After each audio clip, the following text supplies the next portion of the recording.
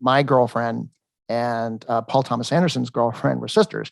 Hmm. So I drove him home one night, and because he didn't have a car, and he was rolling. I had him on, on a roll, and then a couple days later, he said, "Look, I got an idea to do a film about, the rise and fall of a porno star named Dirk Diggler." And he didn't written it yet. And I said, went down to his house, we talked about it. And then, a couple months later, he wrote a script.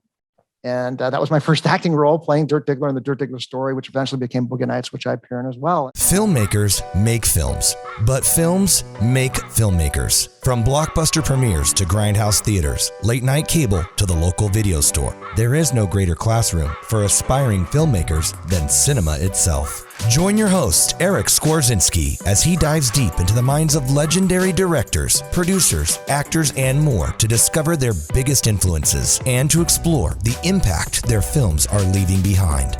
This is Film School. Grab your popcorn. Class is about to begin. All right, everybody, welcome back to the Film School podcast. Michael, thank you so much for joining me on today's show. My pleasure. Thank you.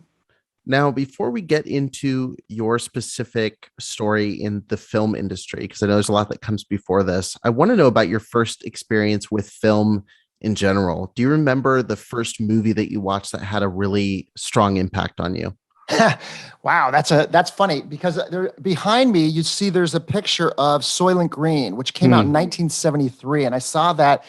Well, that was the first movie I ever saw in a movie theater. And that's why it's on the poster behind you, because that was really influential. My mom made a mistake. She thought it was, I said, why'd you, for those that don't know, it's Soylent Green is where people are made into cookies in the future and you have to survive off of them. And the cookies are called Soylent Green with Charlton Heston. And I said, why, Mom, why'd you ever, as I got older, why'd you send me to see that movie? She goes, well, I don't know. I thought it was a movie about ecology. So, she just made a mistake, so I grew up neurotic about nuclear war, the end of the world and all that. Yeah. So that was my first experience. And my first acting exercise was when I was 15 at Birmingham High School in the San Fernando Valley, was to come up with a conflict. And my conflict was I was a husband, we had kids, we had to take an earlier flight than the kids to go to Australia because there was a nuclear war. I got inside information from the government and we had a day ahead of information. And my wife was arguing, saying, no, I want to wait for the kids. And that was just like you ever want to see 15-year-olds that were like drop-jawed, So that was my first movie experience and the influence that it made on me. Yeah, growing up watching any Charlton Heston movie is going to make you a little bit paranoid. Planet of the Apes, Omega Man, they're eating people. It's not a good frame of mind to be in. Right. When you first watched that movie, it had a big impact on you, obviously creatively. Did it spark anything where you thought, oh, I'd love to make something like this, or does that something that came a little bit later? That came a little later. The first movie I really wanted to make me, there was two movies that I said, I want to be an actor. That's what I want to do. And I wanted to be like a comedian before I even wanted to be an actor. When I was like 6 years old, I knew I wanted to be a comedian because that's the only success I had at that time. Because I grew up with all the kind of health issues and ADHD and dyslexia and all kinds of stuff.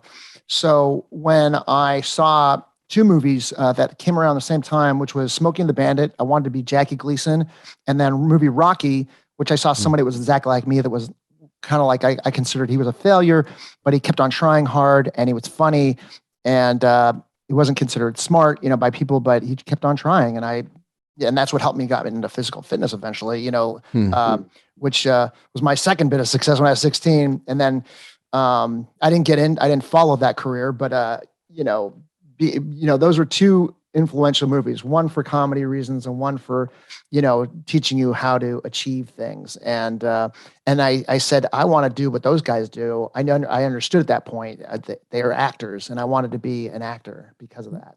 Yeah. What were your parents, like during this time? Because, you always hear the story one of two ways: super supportive parents and, they saw these interests and they pushed for me to pursue them. Or, the parents that want you to be a doctor and they said, don't even think about making this your career choice. Did you have support? Did you have any sense that this was a realistic career trajectory at all? So my dad was an entrepreneur and he had a fledgling tool business in the late 60s. And then he started to sell calculators on a mail campaign. And back then that was emailing. So, and he made millions of dollars within like 18 months, like $3 million. And he was notorious in the 70s for having orgy parties, a crazy lifestyle. He was still married to my mom. And eventually, we'll get into my friendship with Paul Thomas Anderson. He would be, love my dad. And that's, he would kind of, his caricature was loosely based on the Burt Reynolds character, Jack Horner in Boogie Nights, because he was just a crazy mofo. And he was sex, drugs, and disco. And so I grew up watching that whole lifestyle. To me, entrepreneurs, and, I knew we talked about entrepreneurship in the 70s, and my dad he sold all these calculators. They called him the calculator kid.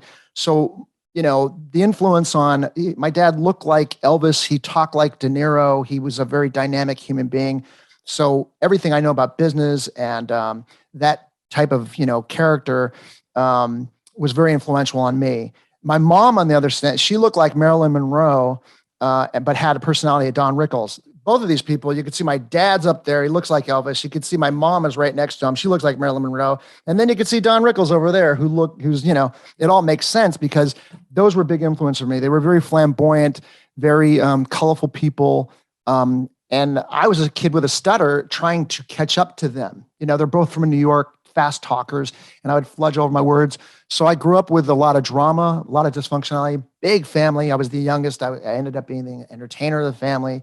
So they were a huge influence on the core of being an entertainer, of stand-up comedy, acting, telling a story. All that was a big influence. So the negatives turned out to be positives in many ways. Yeah, as a younger child myself, I know that there's definitely that entertainer personality is pretty common with the youngest kid in the family. Right. You want to stand out when you're the youngest person in the group. Aside from just experiencing and like finding joy and making people laugh, as a younger kid, were you seeing any comedians or any people, probably not at 6, but I'm guessing as you were growing up, were there any comedians that you were like, oh, that's what I like to aspire to be? Yeah. The first time, I think it was 10 years old, I knew I wanted to be like, around the same time, two things happened. Again, one of the on Happy Days, Robin Williams entered as Mork from Ork, and that was like, wow, I'd be this guy. And around the same time, I saw a comedy special on the Z channel, which is an old, channel back in the day for cable, with Richard Pryor, his Long Beach concert, which is a famous concert. And I said, he was talking about sex and everything, things that I grew up with. I grew up around sex, drugs, and disco at a young age. And so did he, with his, growing up in like a whorehouse, and I was like, I identify with both those guys. One guy was out of control, said more just crazy things off, like didn't have a sensory, which was me with that. I identified with Robin Williams like that. And then the sexual, family was dysfunctional and saying more inappropriate things like Richard Pryor made sense to me. So those are the two things that really clicked for me at the same time. And that was really why I said, I want to be a comedian, because of those two things. Right. So going into adulthood, I mean, I know you spent a lot of time working as a nightclub promoter. Was this the first step into career path? Was that step one, or was it trying any of these other paths first and then coming back to this point? Yeah, step one was the day I wanted to be the calculator kid. So, I the day I graduated high school, I already got a business license. I was going to sell tools like my dad did in the 60s before the calculator business, because his partner started a company in 1975 that this guy, Alan Smith, and that company turned out to be Harbor Freight, a multi-billion-dollar company. So I said, I want to do what that guy did. Right. So I started to a company, and within 2 weeks, it just failed. I was working out of my parents' house. It was summer. I was 18. I was like, I have ADHD. I didn't know I did. I found that out when I was an adult. I was just hyper, and I was like, I can't stay in this room. I made 2 sales in 1 hour, and then I never made any sales 2 weeks later. So then I just went to City College, studied business, psychology, and theater. And within 6 months, I said, I got to start doing stand-up. So I was 19 at that point. I did stand-up, did a good set, packed the house. And I said, I'm not going to make money doing stand-up. I said, but I can make money doing nightclubs, because in the late 80s, that was big. So right after that, I started promoting nightclubs. And my nightclub, this club called Off the Wall, became the number one nightclub in its age bracket in Los Angeles. I became the number one nightclub promoter. And from there, my girlfriend at the time, right after that, her dad, I fell into this. I had no idea. It was Peter Guber, who produced Rain Man, Batman. I mean, this is, this is right as Rain Man was coming out. Yeah. And I stepped into this world of the most powerful man in Hollywood. And from there, because I was a good nightclub promoter, I orchestrated this movie party for 4,000 people for the Batman movie. A nightclub, probably the biggest nightclub promotion, movie promotion ever. And from there, I just met more people. And I met a friend of mine, my girlfriend, and Paul Thomas Anderson's girlfriend were sisters. So I drove him home one night, and because he didn't have a car, and he was rolling. I had him on, on a roll, and then a couple days later, he said, "Look, I got an idea to do a film about, the rise and fall of a porno star named Dirk Diggler." And he didn't written it yet. And I said, went down to his house, we talked about it. And then, a couple months later, he wrote a script. And that was my first acting role, playing Dirk Diggler in the Dirk Diggler story, which eventually became Boogie Nights, which I appear in as well. And from there, I was able to do I saw him slowly get success in film. And I said, I want to do that too. And I stopped doing my nightclub business eventually to start to do documentaries on nightclubs and documentaries on the rave scene, which I wasn't in the rave scene, but I went around the country for 4 months and I wrote, directed, produced this documentary on raves and then trying to segue into real production. So I left my nightclub business and became a production assistant, worked in film production for 5 years, nearly 5 years. And from then I tried to follow his path, to do a short film, like a drama, half-hour long. And it did really well. I made the second pass of the live action short category for the Academy Awards. It got bought by HBO. It didn't, get any farther than a second pass, the live action.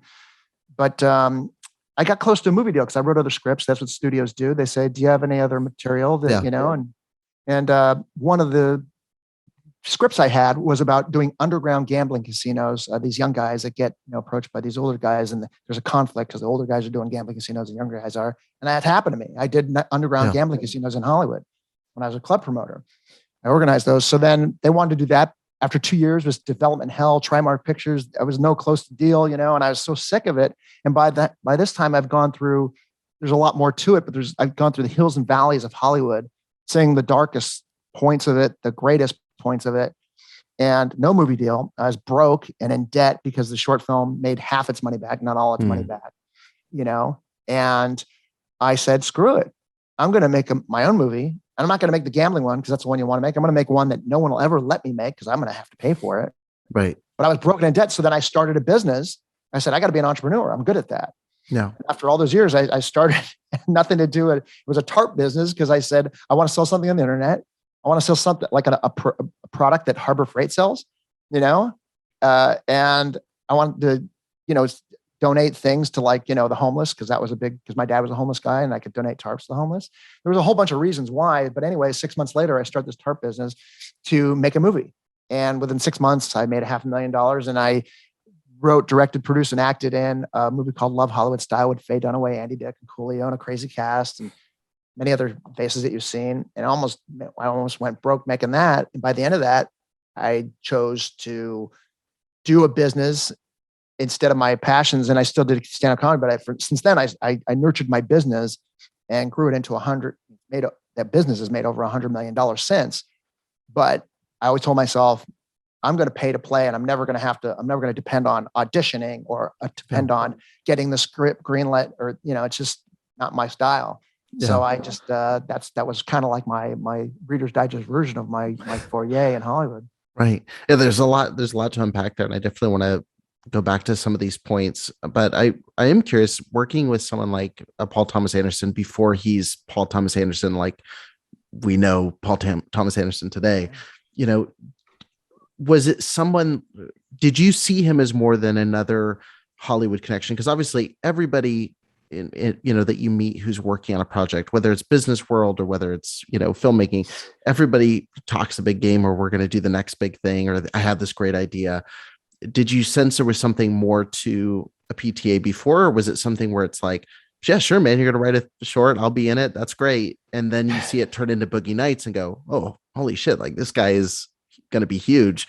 What was kind of your initial read on that? It was a hodgepodge. So granted, I'm going out with, I'm starting to learn about Hollywood. I mean, I was born and raised in Encino. So and I grew up there and I lived there, and that, until I was like 45, so I've been around the whole gamut of like, everything LA and Hollywood, the whole thing. But, being around Peter Guber, and then seeing Paul was just a 17-year-old kid who crashed his car. His dad was a highly paid voiceover. So they were wealthy and his dad didn't get him a car again. So he didn't have anything. He was working at a pet shop in Studio City. And I was like, everybody wants to do something. And I was in the nightclub business at this point, and I'd hear people talk all the time, and I said, well, everybody talks, but then I did see something, and I said, well, this is different, and I would go over to his house and we're talking about the Dirk Diggler story, and he's got all this film stuff and he's enamored and immersed in film, and his room's a mess, and I always thought, you gotta be successful. You gotta be clean, which not necessarily the truth, but I see like in front of his bed as all the Academy Awards up to that point, 1988 and all this. And I was like, this is what he wakes up to every day. I had a Miami Dolphins like banner on my house, and I was like, this is focus. I was like, I wonder if that works. I wonder what that does, so I'd think about these things. So I was always very cerebral, and then little by little, I saw him struggling, trying to get this done. I was like, well, that didn't work out. And we did things. But when he did Dirk Diggler story, it won an AFI award. And I was like, I didn't think it was going to do that, but I would always tell him, because I would read his scripts, and he and his girlfriend that I'm friends with, I'd always read his scripts, first, he's like, I just wrote this, and, and I would see this progression. And I was like, and I'd had other friends that were filmmakers too, that I grew up with.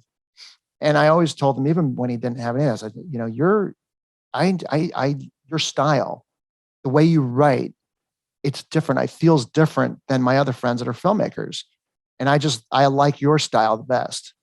And so I saw that spark there. And once he started doing, he did, after the Dirk Diggler story, then he did a short film, half-hour drama. And that did well. And then he went to Sundance Lab. He went to NYU for 2 weeks and dropped out. And I kind of liked that, because I was like, that doesn't make sense to me. You want, because nobody cares about your resume. Right. And then he did, after his short film, Reicher Pictures got a deal to do his script Hard 8, which I always thought was great too. And that was like, kind of like, and that took place in Reno and all that. And that was a gambling thing, which right along our lines of interest. And just to see that whole thing, then I was like, oh my God, this shit really works. Time plus effort, plus creativity, plus, a little bit of hard work, a lot of hard work, and a little bit of luck. A lot of hard work, a little bit of luck to make sure you're lucky, and when you work hard to get in the right situation. Right. And watching that, happen the way it did, then I was like, wow. And that's why I started to do the same path. I need to, follow success and try the same thing. It's a good time for him too. 1993, when that all happened. It's the indie film boom, and you've got the Tarantinos out. You've got, money is being spent on these smaller movies in a way that it just, it wasn't in the 80s, and so, following that path, seeing that success, and then obviously, Boogie Nights coming into play, like, was there any part of you that was like, okay, I was in the short, now I'm going to have this huge role in Boogie Nights. I'm going to be like the star. Wait, who's this Mark Wahlberg guy that's going to take my spot? What was there any thought there when that happened, or any like, oh, this is my next step here? Yeah. Well, it's a great question. I get asked that a lot. So here's the thing, yes, I did feel like that, but here's a great lesson for anybody that's listening about, film and acting and all that. Initially, my self-worth was low. I'm still the ADHD, dyslexic, stuttering kid when I was young. So even though I was, when I met Paul, I was, the number one nightclub promoter. You get a little bit of, confidence from that. I'm still this kid in my brain. So you don't know your self-worth, also I didn't know how, hard, and sometimes I was operating off of raw talent, which I had a lot of, I'll do so say, but I also, wasn't immersing myself, like Dustin Hoffman sitting outside of Joe Papp Theater in New York, going for broke.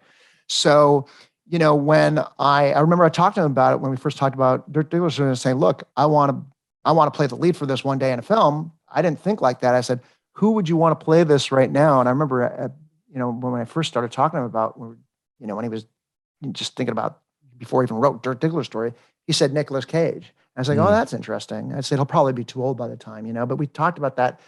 Now, by the time, and I was also, humble to where I had a problem with asking for things. You grew up in LA, and I was afraid I don't want to ask anybody for anything. I wanted to do it all on my own. Kind of still am like that. But so I went through all these years of Peter Guber, like I didn't want anything from his daughter because I loved her. I didn't want to like take anything.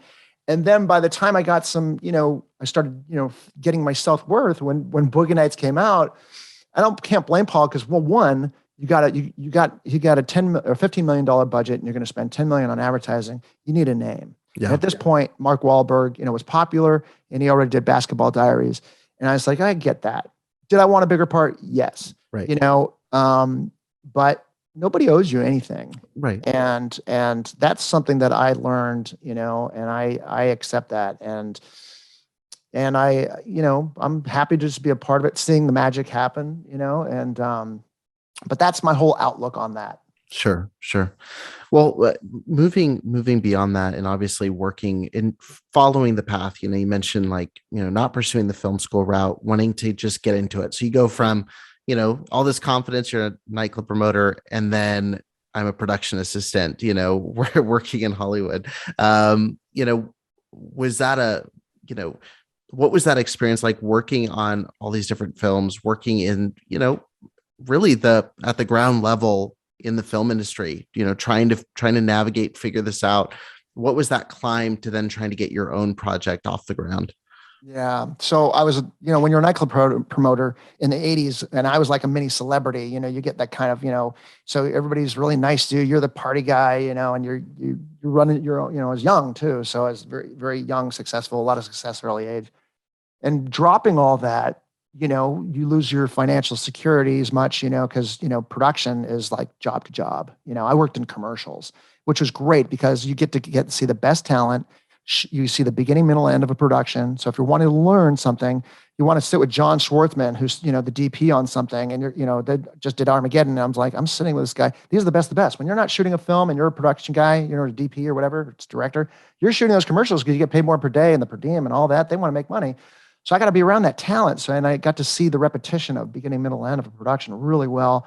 My first job, I left my nightclub business. My first job was watching, and he wasn't a film director at the time, was watching Zack Snyder direct a Vans commercial up at the Mammoth Mountains, in the skiing area, and on snowboarders. And I was like, I was lugging shit around. It was totally miserable. I was freezing. People barking at you. Empty the cube truck. Empty all that shit out. You're a peon. But it's good humble pie. And that was the best film school ever. To watch and go through those productions. And I had friends and I got that job because I was friends with the unit production manager, and she got me on so much work. She ended up working on my short film eventually. And I got my whole crew that I learned from commercial production.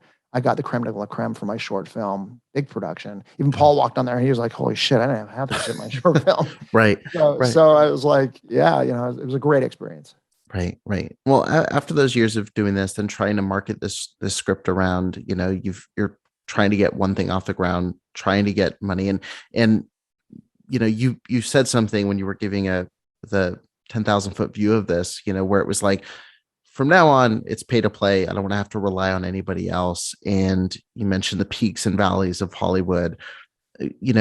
When you talk about that, is it just a situation of feeling like you're getting close with a studio exec, or feeling like you're getting to the finish line to get something out, and then having that pulled away from you? Is that really what you got sick of, or what was it in the politics of Hollywood that really turned you off? There's a lot of dynamics. It's a stew of all kinds of things, to where it's like, it's a broad question over, I'm sure, the experience you had doing it. Yeah. Right. No, I'll try to encapsulate. So it's a stew of pretentiousness, megalomania, where, there's people that are deceived by their importance. There's promises that are made that can't be kept, but you can't telegraph that you can't, know that. There's people want to have, when I did my short film, tons of meetings, met with Joel Silver's office, all kinds of offices, Susan Levine, sitting in there and saying, yeah, everybody just wants to meet you. They want to read your script. They might not want me to meet you for, all these meetings. Because then if you pop, then they have a relationship with you. So there's that. Then there's so many things fall through. There's a lot of unethical dynamics that, first of all, there's a lot of great things about that industry too. Of course, you're telling stories of great business, and there are people that are very astute and that follow, great rules and have morals. Then there's another side to it where, like, holy shit, can't believe that this business is not more regulated like other industries are. Yeah. And I cannot believe that was how I remember having such the naive when I was like, I told my mom when I was like 13 or 14, I was like, I want to be a comedian, an actor, and, an entrepreneur. That's what I want to, she's like, you want to be in film, huh? She goes, be careful, and I said, because I always tell myself I could just make friends with like, a big producer or a director or something. And I did that. I became friends and I did business with the most powerful man in Hollywood, Peter Guber. And one of my best friends became, one of the greatest directors of all time. But, my mom had told me one time, she goes, and not to say that those guys, anything about them, but she said, be careful because, Hollywood is known to screw people over. Mm-hmm. So, Mom, that happened in the 50s. Not now. It's sanitized and pure now. Yeah. Everybody's got more of an understanding of the way the human nature works. And that I was like, so naive because human need psychology hasn't changed for thousands of years, which is a personal development thing. I digress. But anyways, the long story short is that I saw so many things, like even like Chris Peters, who was just on my podcast. I do a podcast called Long Shot Leaders. And he was talking about his dad, John Peters, who oddly enough is portrayed in Paul's new movie, Licorice Pizza, the character John Peters. And, Chris doesn't talk to his dad. They have a terrible relationship. And this is the son of Peter Guber's partner, one of the most powerful men also in Hollywood, producer-wise. So it's just a really wacky, crazy business. And there's also so many great things about it. But seeing the hills and valleys, when I say those are the valleys, I've seen the hills too, see some great things happen. So I saw a lot of things and I said, I just, have to get out of this. I moved my family to Austin, Texas, after a certain point. And I said, I'm going to expand my business. I'm going to spend time with my family because I was doing stand-up at the Comedy Store and I was, just got done making the film. And I said, I'm going to just take care of this business. So eventually when the kids grow up, because I don't have rules about age or anything, that's another thing. Hollywood's very aged. And I don't care about that shit. And my kids are now like 15 and 13. And I was like, you know what? Now that's why I started a podcast. And that's my whole outlook on it. I be cognitive of those hills and valleys, but then eventually just put yourself in a position where you can, tell stories on your own dime, and maybe, make your own coin from it. But, that's just my route. Yeah. Yeah. No, it's with everyone I've talked to, there's that some more than others have had experiences, where like, yeah, it's a beautiful place of opportunity, but also I talked with a director early on the show and, he's made 10 or 11 movies and some pretty successful. And, he's like on paper, he's like, only one of them's made money. So he's like, I get royalties from one of those movies, and he's like, I know they made a lot more money than that, but somehow in the accounting, they still haven't made their money back. He's like, so there is that side of the industry that is kind of a blow, when you have something that really works and, someone's making money from it, but it's not me. Well, here's a story I didn't tell you. Here's a little blurb. So when I did Love Hollywood Style, wrote, directed, produced, acted in it and directed it. And, Vivendi bought it. They were a division of Warner Brothers, and Vivendi went under. They had financial problems. They were filing BK, but they acquired a bunch of properties, a bunch of films that they knew when they were still going BK. So they were going to make money off of those, and they weren't going to have to pay, any of the residual. They're going to have to pay for that. So that's what happened with Love Hollywood Style, and I could easily sue them and get the rights back to my film, but it's like I make more money in my business than Love Hollywood Style for me to just go back and do all that. So I don't even care. Yeah, that was one of the things why I said, and that happened before I left LA. And I was like, I don't need this shit. Right. I mean, Right. you seek, passion, opportunity, and I can do, that's the one thing I love about stand-up comedy. I can still just grab a microphone and I can just do a set, and kind of get that out of my system. I could write. I've written 8 screenplays. I've written 2 or 3 since I've been out here in Austin. I went back to LA, and you start selling that, and you start going through this shit. Like I'm not coming out here and do this again. And so probably, who knows, maybe in a year or 2, I'll probably just end up producing it myself. Right. Right. So. Well, I want to ask about that in one second, but I have to ask, and I know you get asked about this a lot, but Love Hollywood Style was 2005-ish. Yeah, 2006 is when it came out. Okay. And working, so was Andy Dick a connection through the Comedy Store? Like, how did he come into the play with that? Like, how did you, or was it just someone that auditioned and ended up in it? No, when you do one thing that's really good, like my short film, Rituals and Resolutions, it was a drama, and it did really well as a short film. So other people see those things and they say, well, yeah, I want to work with this guy. So that was my calling card. So I was able to take that film and say, I'm doing another film. And it's different than this.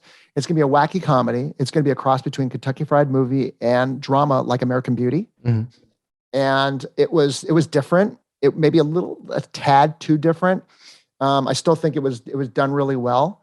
But people liked it. It was about 4 crazy stories. It was my FU to Hollywood. I was like, it was called, about love and dysfunctionality in Hollywood. And it was about 4 separate stories about one guy, a Yeti climbs out of under the Hollywood sign and dethrones the porno star in Mount Olympus Hills, and becomes a porno star until somebody bigger comes along, let alone he's like an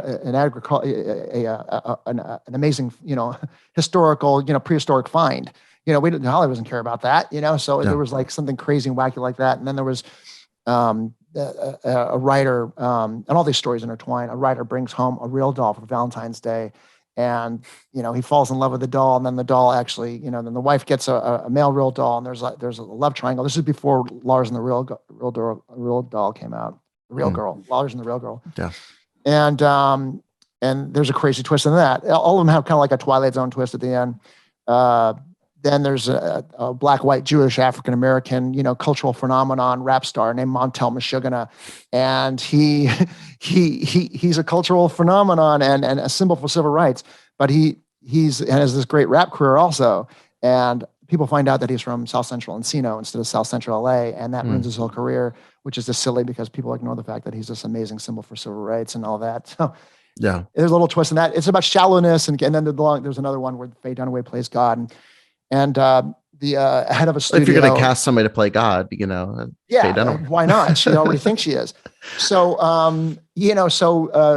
one of the studio heads, CB Brothers, is become possessed by the devil, and there's a nobody projectionist that needs to to exercise him, and there's a way to do it. And those are the 4 crazy stories. And people, when they saw my short film.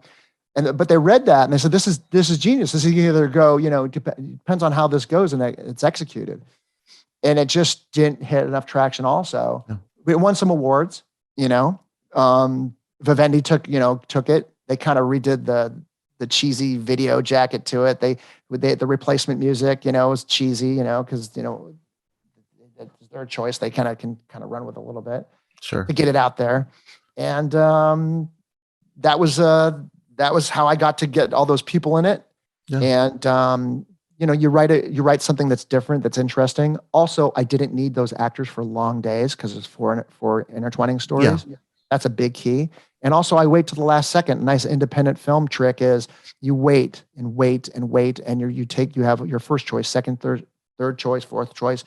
And it's like, okay, Anne Bancroft's not available. Okay, fine. Let's go for Faye Dunaway, because that was like my game plan at that before Anne Bancroft died. And Faye Dunaway, great, 2-time Academy Award winner. Butch Cassidy, no problem. Let's, Mommy Dearest, I'd love to do that. And it worked out great. She was awesome. Yeah, that's super smart advice, thinking in terms of, because I think a lot of times, people, I just had Casey Tebow on who, had Bruce Campbell in his film for, and it was a big selling point for the movie. He's not having to do a bunch of that action stuff. He's in for a couple scenes, it didn't have to interfere with a crazy schedule. But having those smaller parts or having it segmented in a way where you don't need someone for 3 months, which you don't have on on a smaller film, that's really, really wise advice. I'm curious. I pre-lit the shit out of everything one night. I had Peter Green, who he was, had at the time, I think he had some substance thing going on. We had like early in the morning, it was like a last minute thing. I said, get Peter Green over here. His manager said that he's available for 6 hours. I said, I pre-lit everything. We just had this, one scene. I said, I'm going to get everything lit, a little wide so I can do setups, on the fly. So I do, you go for your wide and then you go for your, your mediums and their close-ups. And we shot him. He was supposed to play a wacky, kind of whacked out guy anyways. So even in the condition that he was in, it worked out. It was actually made it better.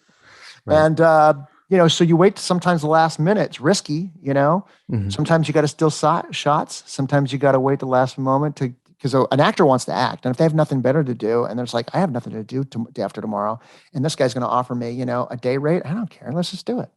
Yeah, right. You mentioned moving forward, like you talked about, shopping scripts around now, trying to get something made and realizing like, okay, this is such a, there's so much brain damage from this, trying to go through and sell something.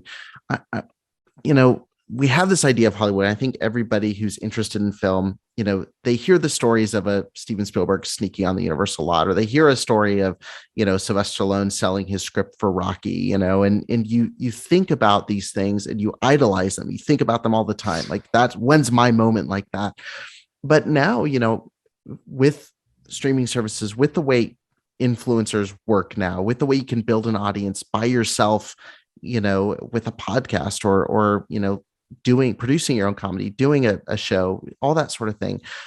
Do you think the future moving forward is going to look more and more like someone in Austin who has a business is going to self-produce something in Austin, send it to Netflix directly without ever going to LA? Do you think that's the future? Or do you think there's still a reason to be pursuing the quote unquote Hollywood style of, filmmaking? It's a great question because I think that there's going to be so many more avenues and routes. It's kind of like it's not going to be like movies. Like I would get together with friends and be like, I could tell you like who played for like the Dodgers in 1978, for first base. That was Steve Garvey. So I could tell you the same thing about films, like up until a certain year, because now there's so much content and so much parody. So I could name like everything from Wings that won Academy Awards, like, 1980, and was Chariots of Fire, so, but nowadays there's so much content, there's so much dilution, but it's actually giving people a chance because people want so much more content and so many more avenues to get it. Mm-hmm. So it is going to become more easier in a sense. Will you be able to make yourself a household name like a Tarantino?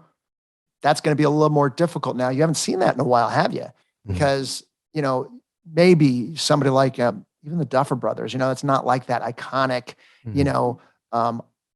position. So yes, it is happening. People in Hollywood, the old school, when I went back to sell my screenplay, it was frustrating because I've written 8 screenplays at this point. And the first, 4 or 5 were, I listened to, okay, I'm John Truby's story structure, Save the Cat story structure. I'm going to do, and really kind of analyze all the story structures and really do my homework. And then I would share it, you break it down, you get advice. But then after a certain while, like the last 2, especially my last screenplay, which I studied with a new teacher, and I really went back to everything I've always learned. And I know this last screenplay, I knew it was a grand slam. You just write something and you're like, holy shit, I really just took the time, didn't ADHD it, and I really kind of massaged, and everything hits great. And I'm the dialogue. There's sometimes it's that 3-point nothing but net kind of thing. And I remember going back, and then certain people that even really good people, but they want to get value, and they'll read your script and they'll be like, they'll take a concept, and they'll be like, really? an earthquake? And I'm like, yeah. You believe the frogs in Magnolia, don't you? You liked it. So, and I thought that was great, but there's other movies, it's like, really, Zed's dead, that scene, you liked it, the big ball that's rolling, that's chasing after, Harrison Ford, you like that, don't you? Well, that's the thing, that never would get made with certain people that tell you certain things. No. So these are the obstacles that, and it debilitates you, because there's the artist hat and then there's the business hat. And Andy Warhol said, the greatest art is business, and you have to be both. It's sometimes in modern filmmaking. Right. Dance, to answer your question. Yeah. Well, you're focused really on the business side right now. Right. You've got your podcast, Long Shot Leaders, which is funny, coming full circle now, knowing the Rocky influence. There's a lot there, the long shot idea. And for the business, I think that's something that, a lot of people who are listening to this show, like myself, for a long time, are probably going to brush up against, go like, business. I want to make art. They're going to throw that out. They're going to be, I want to do this. I want to just get behind the camera. And, I've come to the spot where it's like, right now I'm laser focused on business, and knowing in the long haul, there'll be an opportunity to, like you said, pay to play, create my thing. Don't have to worry about spending the same amount of time trying to sell it to somebody else who can give me the money, and then I'm out of money again. I need to go do it again. What advice would you give to someone who is, really looking to focus in on business? They want to get into art eventually. Do you have any practical tips or any advice for how they can focus in and really grow? And again, that's a very broad question, because everyone's business looks different, but no, it's a great question. And I'll just answer it. One other little thing about that, and that there's other people that said, I don't want to do business. I just want to do film. It's like, it's great. I'm not telling you not to. And I'm not telling you not to go to LA. You want to go make great content. I was born in Cedars of Lebanon Hospital on Hollywood Boulevard. It's not there anymore, but I there's nothing wrong with the area, the land. It's that Hollywood, quote unquote, part of that culture, but come there and make great content, but realize there's two routes. You might have to be prepared to burn the boats, or at least burn most of them and save a raft, and then try to make that film and then starve a little bit and be okay with that route. But if you say, look, part of my plan is also to have, eventually I want to have a wife and kids, or your husband, or and all that. Realize these are crossroads of decisions, very important decisions. So stand back and get some big scope on the situation. All right, now let's go into, no, I want to do business. Then I want to dial back. How do I start a business? How do I do that? Well, first of all, you have to be very Zen-like about your whole process. A lot of people think either or. With me, because I was very unconventional, because my psychological background and all that, it was, just do whatever I can do the best I can, and there was no, and don't have a lot of rules. So when I was doing my production, to talk about getting the weeds on it and talk about the nuts and bolts, when I was a production assistant, so I was still doing once a year, a couple parties here and there, because I can get some, scrape up some cash on nightclub promotion. I was doing, whenever production came along, I would do that, make money that way. At the same time, I'm building a website, knowing I'm going to start a business to pay for a film one day. That was my film business, was my tarp business. And I decided I'm going to so I would do a 16-hour day on production. And then I would work on a website, which is totally different business, and then wake up early and, at 4 o'clock, and pick up a cube truck at Galpin Ford to go work on a production, and so you would go through, that's what it's going to take to be specific. How do you start a business? You need to think about, what you stand back and what do you see yourself? Because when you start a business, it might just very well work. It should. And you need to be prepared for it to last for a long time, or have, build something to sell. And then also think about, opportunity, whatever business you're going to do, where's the opportunity lie? What are your bullet points opportunity? What's the competition look like? And make sure that you don't have heavy competition. Make sure that your margins are big, not small in the competition world, whatever that service is going to be, or product or widget.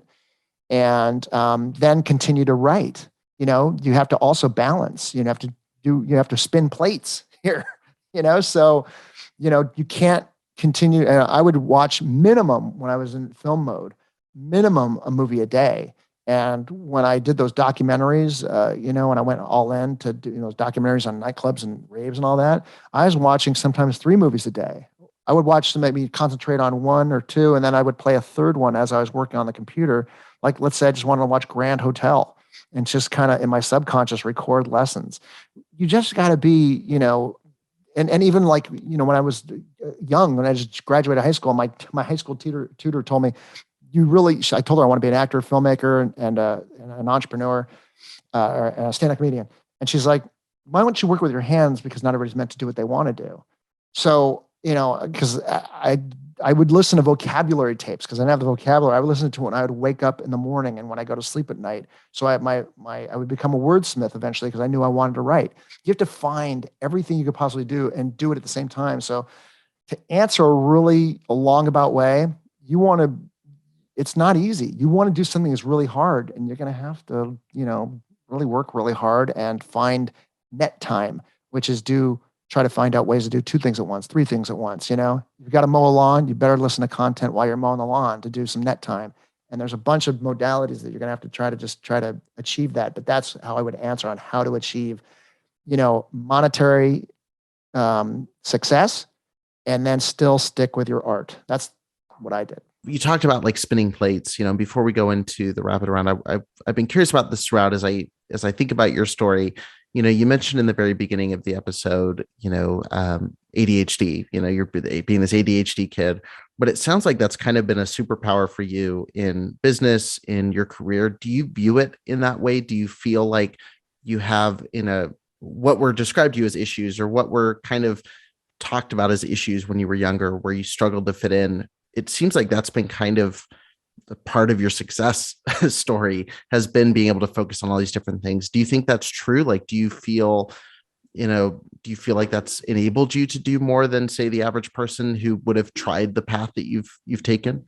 Yeah, I do. They say that a lot, about, first of all, I didn't know I had ADHD until like 7 years ago. And it was a hindrance, of course. I never took medication. We didn't know what was wrong with me. I was put in UCLA for an alt school, which is a special school for special needs kids in the 70s. And, but those things, did help, but then again, I know it's not an exact science, ADHD, so you tell yourself stories. And if you're going to believe bullshit, when you're younger, you believe shit that hinders you sometimes, a lot of times, right? Well, you could easily do, becoming heavily involved in personal development in my early 20s, knowing what I know now, you could easily, talk yourself into the story of success. It's just, I don't want to get in the weeds on that, but there's a modality and there's a recipe on how to do that. So yeah, I tell myself, look, Einstein had ADHD, Michael Jordan had ADHD, many other people. And I say to people, I joke around, I say, don't worry, you don't have to have ADHD to be successful. So like, yeah, I mean, I think it did help. I think it hurt. There was so many mistakes made. But once I found out that people say, well, this is what you're predisposed to do because you have this quote unquote condition. Right. I said, okay, now that I'm cognitive of that, I can at least concentrate on it and then maybe counteract certain things. Yeah. And that helped, and then I take the good and I'm cognizant of what maybe would hinder me. And that's how I work with that. Gotcha. Well, look, I know we're running out of time. I want to go into our rapid round, and I joke with everyone, they never end up being rapid rounds because some of these questions end up getting people caught up. So I'm curious to see your answers to some of these. First of all, who do you think is the most underrated filmmaker working right now? Oh man, there's a guy who I want to work with. And I actually want him to remember that great screenplay. I said, I haven't told anybody this. And why not tell it on a film screen? Exclusive. Yeah, maybe he'll hear about it. I actually reached out to him to get on the podcast, but he didn't get back to me. And he's not like super popular. People don't know who he is, but I just love him. I think he'd be great to actually play also the actor because he's not originally an actor. And I'll tell you who it is.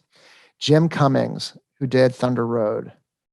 It's an independent film. It was about 3 years ago. It came out. I don't know. 2018, 2019. And it went to Cannes, and he's just, to me, he's this raw talent. Still think he's making films right now for like a couple, maybe 100 or 200 grand. But I love the guy. I think he's great. Yeah. I think he's so underrated. He's a stock that I would love. I think I'm going to reach out to him today and said I mentioned him on a podcast before anybody races to him to do it, because I just love Jim Cummings. I love Thunder Road, and I think he's totally underrated, and that's who I like. Yeah. Well, I'll have to pull this clip and put it out as soon as possible. Get you guys connected. No, he's super active. He just came on my radar literally maybe a month or so ago, and he's so active on Twitter in the community, like supporting other filmmakers. Like he's one of the people I've thought about reaching out to him for the show as well. Hopefully I get him maybe before you do, and you don't take up his maybe you can put a good word for. I love Jim Cummings, people. I'm putting it out there. I think Jim Cummings, first of all, I wrote a screenplay, and halfway I was writing through my screenplay, Thunder Road came out. I got a little girl in mind, and I was like, directing is a bitch. And I was like, I just want to take my screenplay that I wrote. I have a small part in it for me, of course. But I'm like, he would be perfect to direct it, and he'd be perfect to play the lead.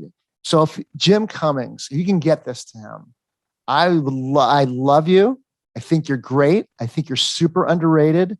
I cannot believe you're not like a trained actor, because what you did in Thunder Road is freaking amazing. He's spinning all over the place. He's crying. He's like, oh my God, this guy's amazing. It's visceral. And I can't say enough good things about him. Super underrated. He's the first and above all comes to mind. Perfect. Cool. And Jim Cummings would be a great name for a character in Boogie Nights. But nice, touche. Sorry. That's all that was running through my mind in the last 2 minutes. Hold that one there. What do you think is the best decade of film history? Well, of course, I'm going to say the 70s. But then again, man, I used to think the worst was the 80s, because I grew up in the 80s. That was great for music. But then look at Raging Bull, 1980, one of my favorites. Maybe Scorsese's best movie in my opinion. Right. Oh yeah. You talk about one of the, it didn't win the Academy Award. Ordinary People won over it, but it won movie at the end of the 80s. It won movie of the decade. And you want to talk about shot composition, music and sound to picture and acting and directing and lighting and editing. And man, we're talking one of the greatest executed. It was the 16 millimeter montage stuff that he did in his apartment in New York. I mean, it's so good. It's amazing. It's Jordan's flu game, 3-point, nothing but net. Yeah. But I would say the 70s. And I do love the 90s. I love Quentin Tarantino and I do love Paul's stuff. And there's just it's a hard question, but I'd say the 70s, because I'm a 70s kid. I was a kid in the 70s, and there's so many influential movies that I went through. So the 70s. Yeah, I mean the 90s and 70s were both such similar times in the way, like when you're watching movies from the 90s or the 70s, you can see people like breaking rules set by the very produced periods that came right before, like the early 80s still carry some of that 70s vibe, which I think you get the Raging Bulls, you get some films like that. But then you had at the end of the 80s, you've got these hyper produced, which is, I like those movies too. You get the blockbusters and the ETs of, and all those sorts of movies.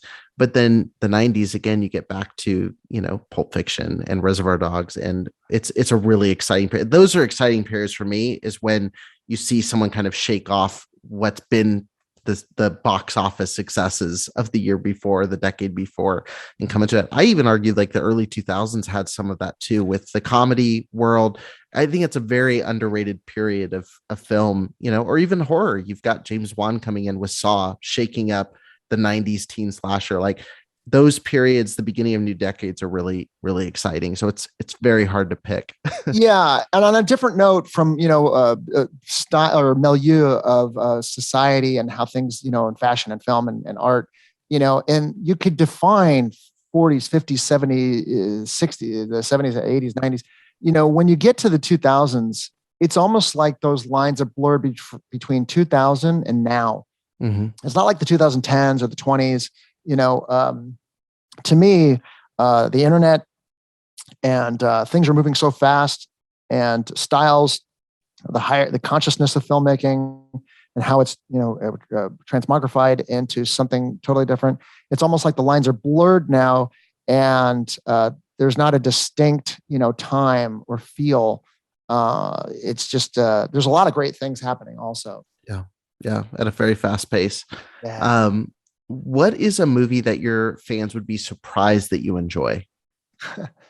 As soon as you said that, because I'm also like a stimulus response person, I have to blurt it out. When I was a kid, there's a movie called Under the Rainbow, and Rita Moreno, who's topical right now with West Side Story, she was one of the funniest things. I didn't know who she was, so I think it's an underrated film. It just made me laugh. But was the question? What's an underrated film? Oh no, like if someone knew your work or the types of movies that you typically talk about, what would they be surprised you enjoy?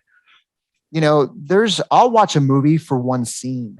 I'll watch a movie because somebody did a great job of acting in it, or I'll watch a movie because the music, the music composition, the way the music segued into. So you ever like surf around television? So there's not one, like I'll watch like Cracking Up with Jerry Lewis because his imitation of the Frenchman, as he's in the Papillon-esque jail, or it depends, so, I think they would be surprised that I'll watch a lot of quote unquote films that people would say are cheesy or shitty, and that's another thing. There's a big thing in Hollywood, not to get off on a tangent, but sometimes you need to be aware of the cheese and say, but would you surprise that that's such a commercial film, Mike? You watch that? I'm like, I also don't like, sometimes you could be so fearful of being cheesy that you become cheesy.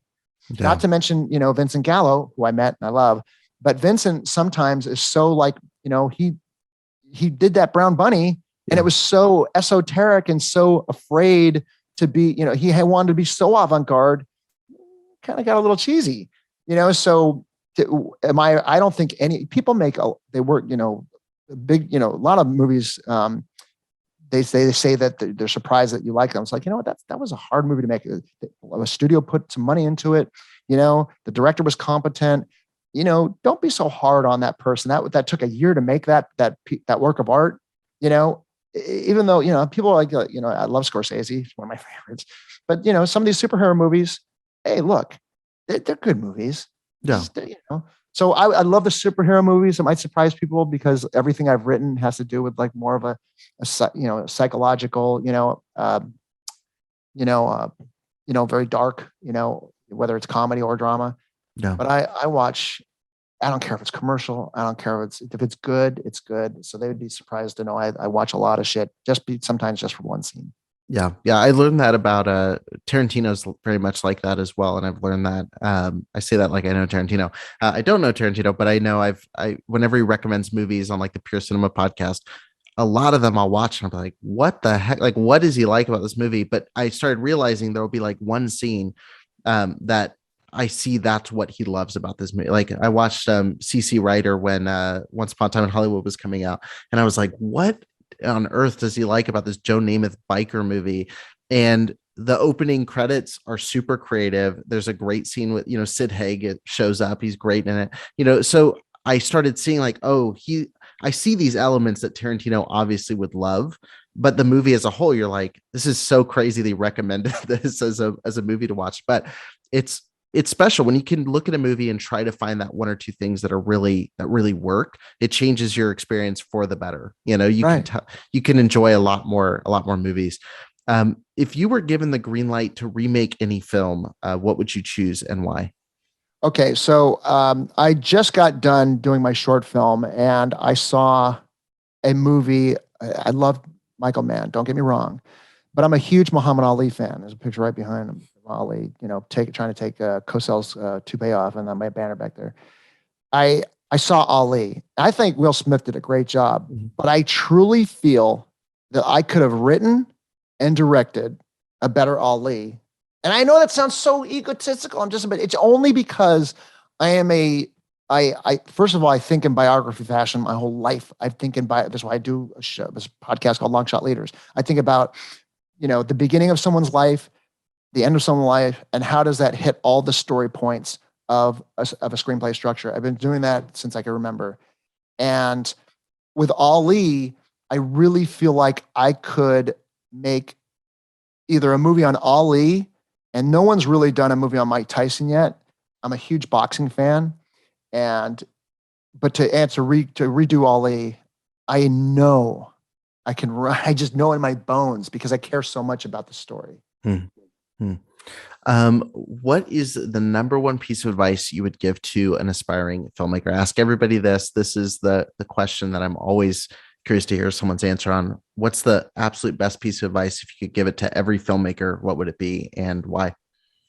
Study personal development. Know why you do what you do and why other people do what they do. Understand human need psychology, because you're going to have to understand one, the character of what you're writing about or who you're, storytelling, even as a producer, if that's all you're going to do.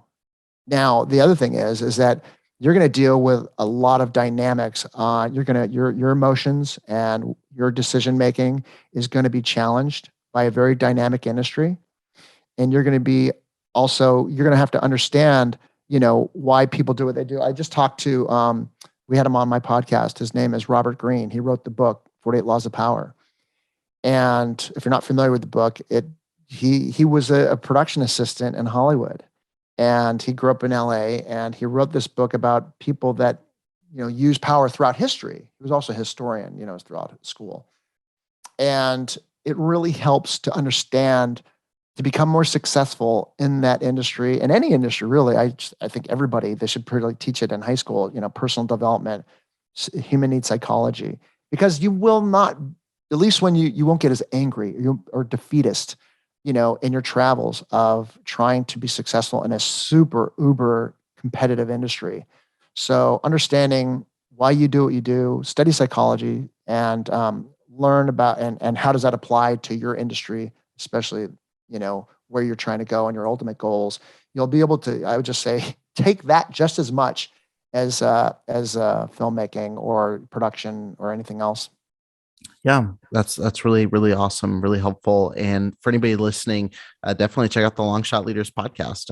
We're coming all the way full circle for information on that. Some great interviews, even with a lot of filmmakers that you've had on the show, actors, and business leaders. I know that's super, super helpful. And for anybody that wants to connect with you, obviously there's the podcast, but if someone wants to, follow your journey, is there a good place on social media? If Jim Cummings wants to connect with you on social media, where's the best place to do that? Hey, Jim, or anybody else, if you have a good long shot story, we want to hear about it. Go to Long Shot Leaders. All my social buttons are on there.